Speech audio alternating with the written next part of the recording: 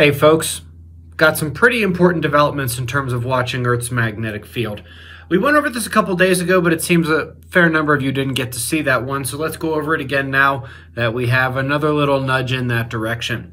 So when we were talking about this, it was related to yet another sighting of the red aurora yet again at lower latitudes than expected.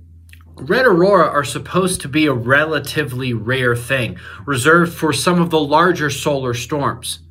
However, it's been happening over and over and over again this sunspot cycle. In fact, in just the last 12 to 18 months, it has happened more often than it has in many previous whole 11-year cycles, which were much stronger than the cycle that we are in right now. And none of the solar storms that we have had that have produced these red aurora, that have produced the auroral displays down to lower latitudes than expected, have been major geomagnetic storms. Some of them have been strong ones, yes, but no major ones. This is really indicative that Earth's magnetic field is continuing to weaken and leave Earth ever more vulnerable.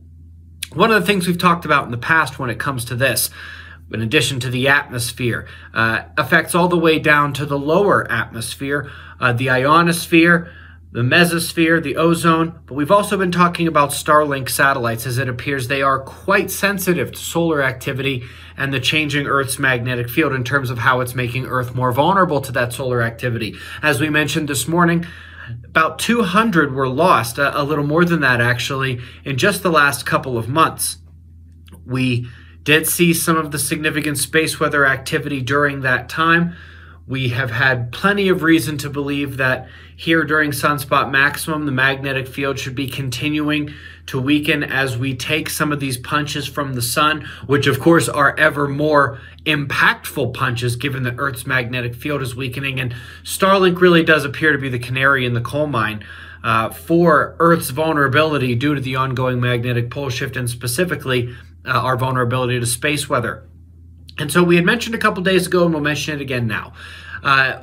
Chances are we are probably down a little more in the magnetic field than we had previously been discussing, which was 25%. If you'll recall, back in 1859, we were basically at nearly 100% of where we had been for the last few thousand years. If you go back maybe a million years, we were a little stronger, but in terms of just the last few thousand years where we had stabilized during the Holocene, we were about at 100% all the way up to 1859. By the year 2000, we were down to 90%, lost 10% of the field. That number was updated to 85% by the ESA Swarm mission in 2010.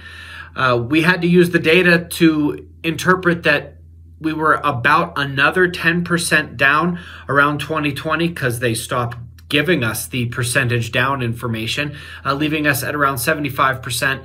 And so at this point, I think it's safe to say we are down to probably about 70% of the field, perhaps even less, which would be a 30% loss. For those who are keeping track, you can see it here.